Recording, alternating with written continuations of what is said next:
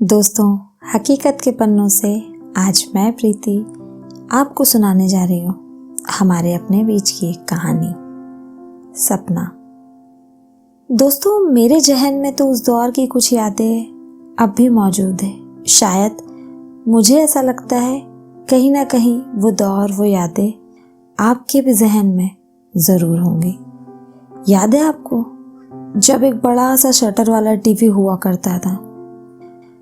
वो भी हर एक के घर में नहीं, कुछ एक लोगों के घर में ही हुआ करता था। ईला के साथ भी कुछ ऐसा ही हुआ। नया नया टीवी घर पर लगा था, पूरा मोहल्ला जमा था शुक्रवार की फिल्म देखने। एंटीना ठीक से सेट कर दिया गया था। शटर वाला टीवी बस एक बड़े घर में था उस समय, जहां कोई आता जाता नहीं था।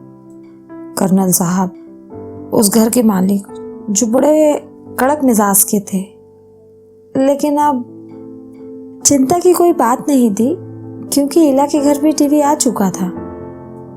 और आज सब एक साथ बैठकर फिल्म में खोए थे और ईला फिल्म में गोल गोल घूमते उस गोल से बैठ की खूबसूरती में खोई थी, जिसके आसपास रेशमी पर्दे और जिस पर साटन की खूबसूरत सी बेडशीट लगी थी। मम्मी सुनो ना, ये वाला गोल बेड हम क्यों नहीं ले आते? देखो ना कितना शानदार है। हाँ जरूर, और रखेंगे कहाँ? तेरे सर पर? घर में जगह है कहाँ? ऊपर से जबरन के चोचले और खर्च। माँ ने उसे हल्की सी चपत लगाई। पर ईला के साथ तो ये लव एट फर्स्ट साइट वाला मामला था। वो जब भी उस बेड को देखती तो उस बेड पर किताबें, गाने सुनती और सपनों में खोने की एक कल्पना किया करती थी। जब भी किसी फिल्म या सीरियल में गोल बेड नजर आता, उसके भाई बहन उसे आवाज लगाकर बुला लेते और बस उस गोल बेड को लेकर उसकी दीवानगी पर सब खिलखिलाकर हंस उठते थे। भाई, हमारे घर में तो जगह नहीं है। एक दिन उसकी माँ उसे छेड़ते हुए कहती, देख ईला, अब हमारे घर में तो जगह नहीं है। हाँ, लेकिन हम तुझे दहेज में जरूर ऐसा बिस्तर दे देंगे। अक्सर उसके साथ इस तरह की छेड़खानी उसके भाई बहन और उसकी माँ मजाक में कर ही देते थे। समय बीत रहा था और एक दिन कॉलेज में उसकी मुलाकात सुबीर से हुई। धीर, गंभीर, आदर्शवादी, परोपकारी, जो देश और समाज के लिए कुछ करना चाहता था। और जैसा कि होता है, बड़ा दिल लेकिन जेब खाली। यहाँ भी वही मामला था। शादी की पहली ही रात ईला ने शायद इस रात को भी लेकर कुछ सपने अपनी आंखों में संजाए होंगे, लेकिन उसके सपनों के ठीक विपरीत उस रात स्टोर रूम नुमा कमरे में हर तरह की सजावट से खाली बेड देखकर उसके अरमान दिल में ही चकनाचूर हो गए, मानो उसके अंदर कुछ टूट सा गया हो। बस उसे देखते ही सुबीर बोल पड़ा, सॉरी मेरी जान, ये हमारा छोटा सा स्टोर रूम है। अब क्या करें, हॉल में मेहमान सोए हैं, किचन में भी। प्लीज थोड़ा एडजस्ट कर लो 2-3 दिन।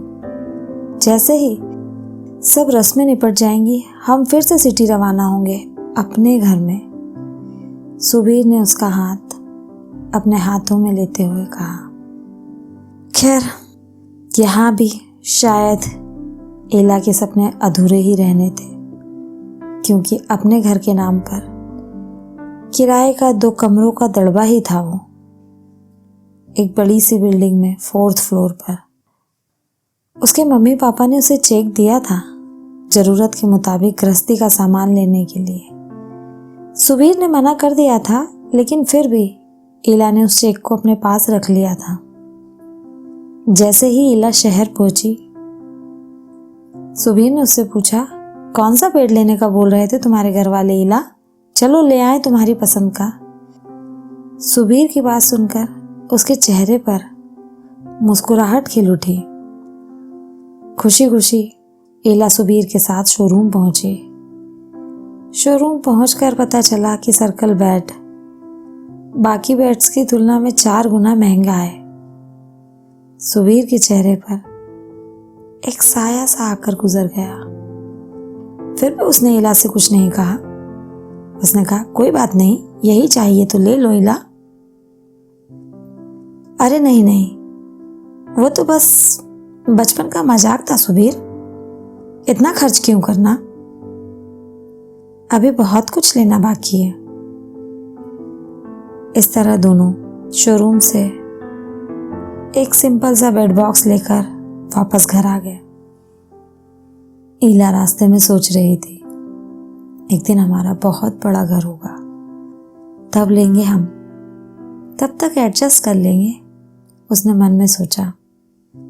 घर तो बड़ा नहीं हुआ, समय भी था, परिवार जरूर बड़ा हो गया। जुड़वा तनिष्क और तान्या ने उसकी फैमिली को पूरा कर दिया था। और कुछ ही दिनों बाद इला मायके अपने भाई की शादी की तैयारियों में शामिल होने पहुंची। घर पहुंचते ही उसने देखा उसके भाई ने अपने रूम में सर्कल बेड लगवाया। जब इला उस सर्कल बेड को देख रही थी तो माँ इला को देखकर आंखें चुरा गई।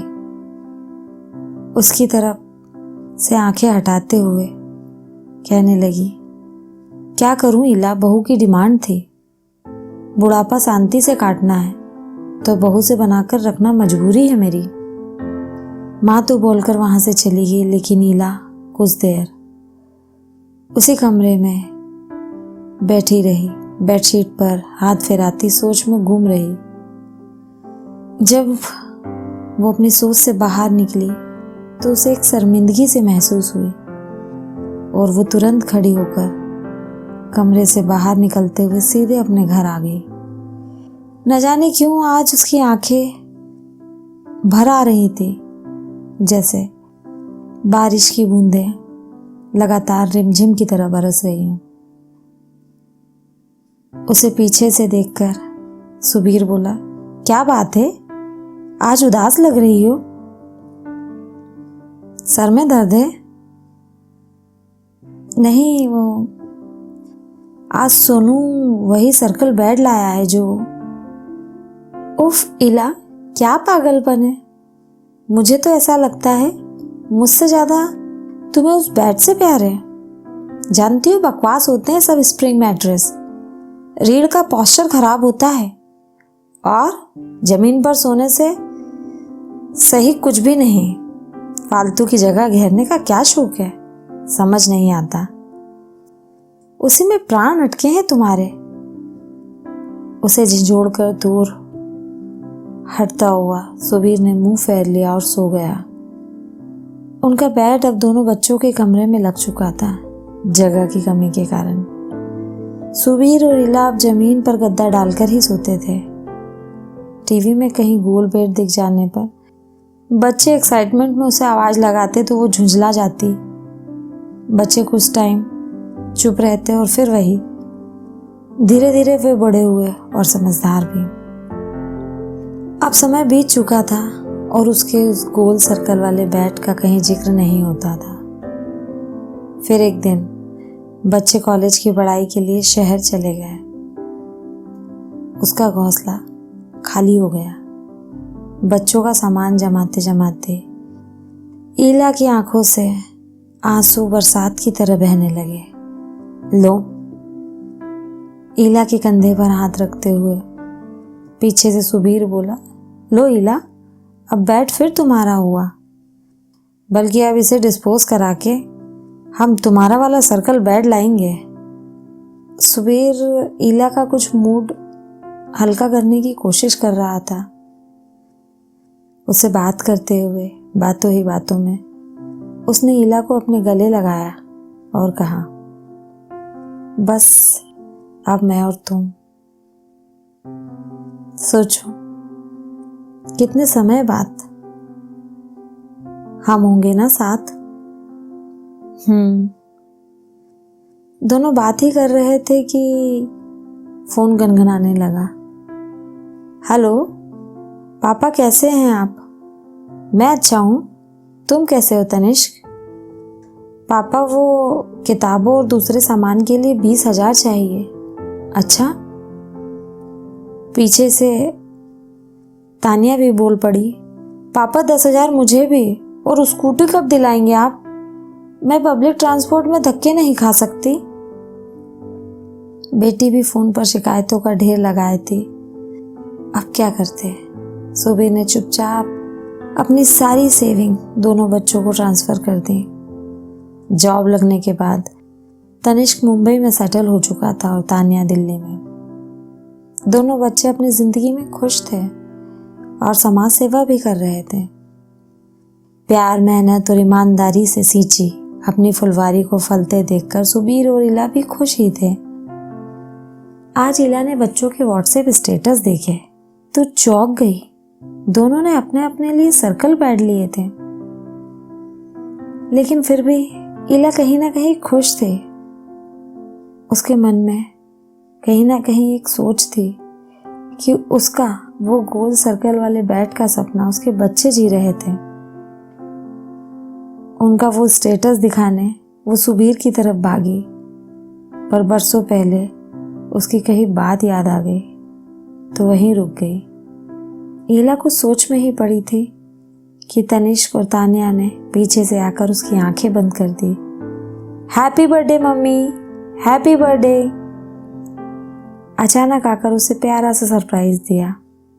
दोनों ने जब उसकी आंखों से हाथ हटाया तो उसके सामने आलीशान सर्कल बैट था। उसे समझ नहीं आ रहा था क्या कहे। मम्मी, ये पापा का गिफ्ट है, हमसे चूज करने के लिए कहा था।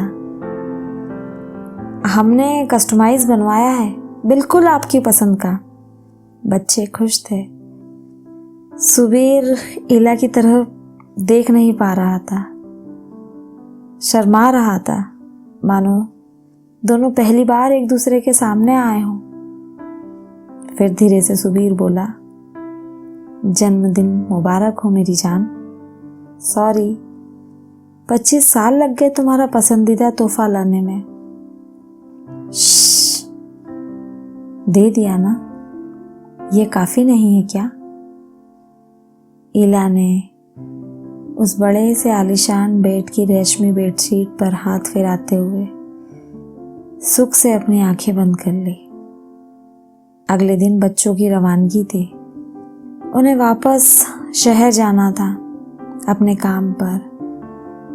बस बाहर से ही आवाज लगाते हुए, मम्मी बेसन के लड्डू ज्यादा रखना, सबको बहुत पसंद है आपके हाथ के। हाँ मम्मी, मुझे भी अचार ले जाना है। अरे भाई, नाश्ता कहाँ है इला? जब सब इकट्ठा हुए तो देखा इला किचन में नहीं है। तानिया ने रूम में जाकर देखा, इला सो रही है। चेहरे पर एक मुस्कुराहट और मासूमियत का अनोखा सा मेल था। मम्मी, मम्मी उठिए ना प्लीज। तानिया और तनिष्क उसे झिंझोड़ रहे थे और सुबीर की आंखें मूसलाधार बारिश की तरह बस बरसे ही जा रही थी। आंसू भरी अपनी उन आंखों से सुबीर ने अपने बच्चों से कहा, सोने दो बेटा मम्मी को कुछ और देर सुकून से। सच में इसी में शायद प्राण अटके थे उसके। बस इतनी सी है ये कहानी। दोस्तों, अगर आपको मेरी कहानी पसंद आई हो तो मेरी कहानी को लाइक और शेयर ज़रूर करें, और अगर आप मेरी कहानी पहली बार सुन रहे हैं तो मेरे चैनल को सब्सक्राइब ज़रूर करें।